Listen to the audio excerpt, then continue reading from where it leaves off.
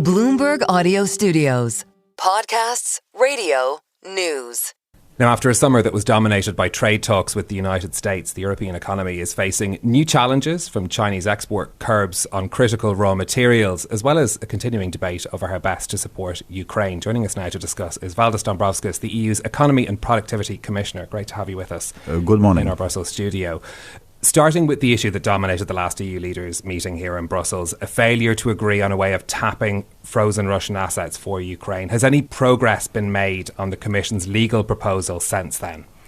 The European Council tasked the Commission now to work on funding options, and so that's what we are currently preparing, but also we have made clear that we see this reparation loan still as a main and most feasible option, so we continue also the technical work on preparation on reparations loan, also engagement with Belgian authorities concerning the guarantees which they need in a sense to agree to this reparation loan.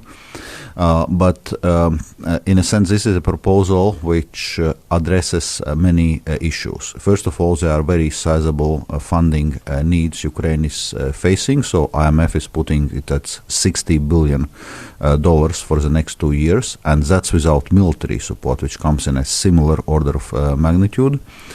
And also IMF is concerned about debt sustainability in Ukraine, so we cannot just continue with giving loans. Obviously, grants is an option, but question whether member states would agree to provide grants on that scale.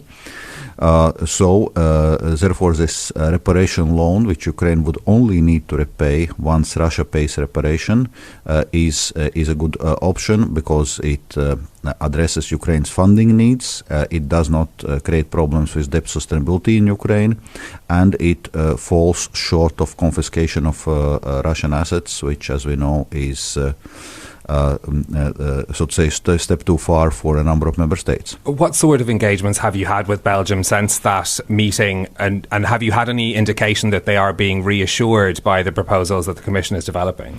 We continue working on this. In a sense, it's clear, and this understanding is there also on the Commission side that we need to be serious about those concerns, and we need to find a good way to address them.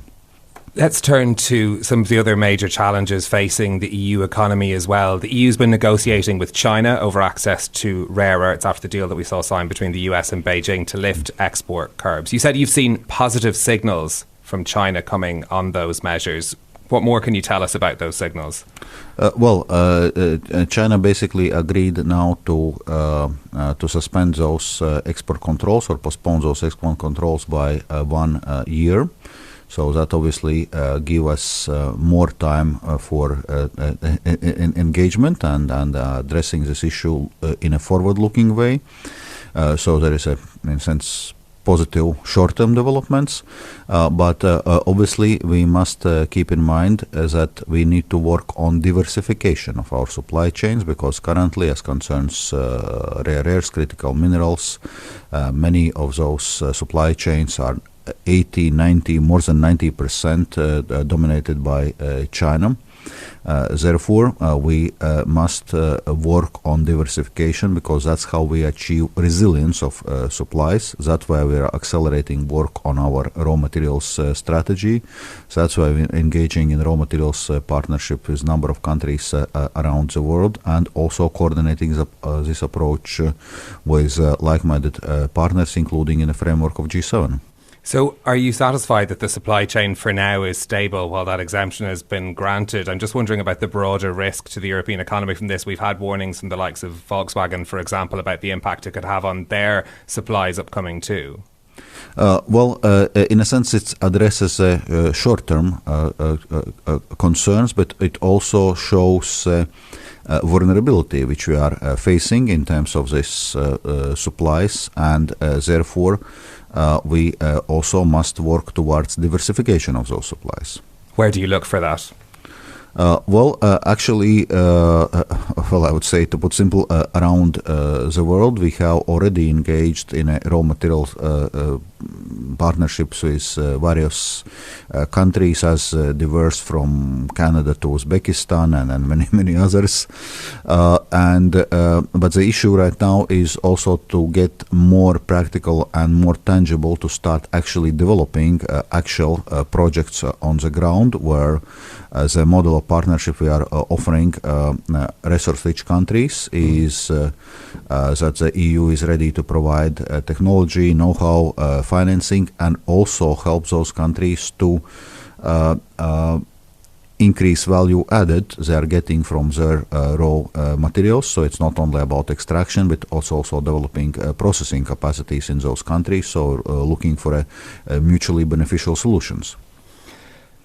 To the other issues that are in your portfolio as well, European governments are submitting their budgets now for the next year. I just wonder how worried the Commission is about the debate that's ongoing in France. It looks like the deficit's going to be bigger than the original draft budget. We're looking at about 5%. At what level would you see that as being a particular concern for the European Commission? Indeed. So France has now submitted its draft budgetary plan to European Commission, but we note that the discussions in French Parliament are ongoing. So we have to see, in a sense, what comes out of those the discussions. So at this stage is difficult to speculate. Obviously, keeping the budget deficit as close as possible to 4.7% would be preferable. We know there are also discussions on suspension on pensions reform, but also the Prime Minister has acknowledged the importance of pension reform and also the need to compensate for fiscal effects on this, while in a sense this reform is being rediscussed. So there are many important developments to follow. Will they have to find those savings elsewhere if the pension reform is suspended, because it changes the fiscal trajectory over the longer term as well? Indeed, it probably does not imply massive fiscal consequences immediately, but it adds up quite quickly over the time. So it's important that also those discussions in France at the end of the day addresses the question on long-term sustainability and adequacy of the pension system. You're also overseeing the effort to simplify EU rules. That's another part of your portfolio. Now, the moves that we've seen so far have seen certain climate rules implementation pushed back, issues around sustainability reported change as well. I'm wondering where the next target for simplification is. We will continue to work very intensively on simplification. So the proposals which we have put forward so far would generate annual savings around 8.6 billion euros in terms of reduction of administrative costs.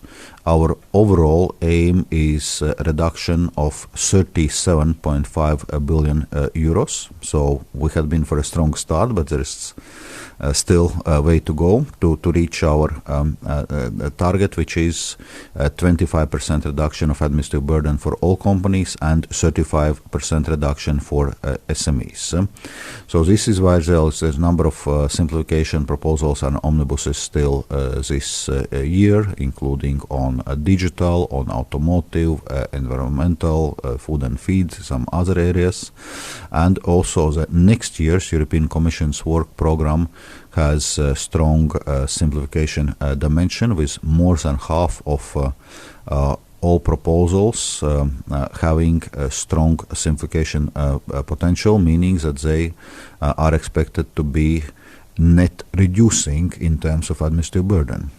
On the question of the corporate due diligence regulations, the CSDDD, which is something that there's a debate ongoing about with the European Parliament, there's been a warning from Qatar's energy minister that if Europe doesn't look at how they can water down or cancel this regulation, they'll stop delivering LNG to Europe. How worried are you about risks like that and the pressure that's being put on these sort of regulations? Well, as regards CSDDD, indeed, there are many businesses both in the EU voicing serious concerns, but also many partners outside the EU.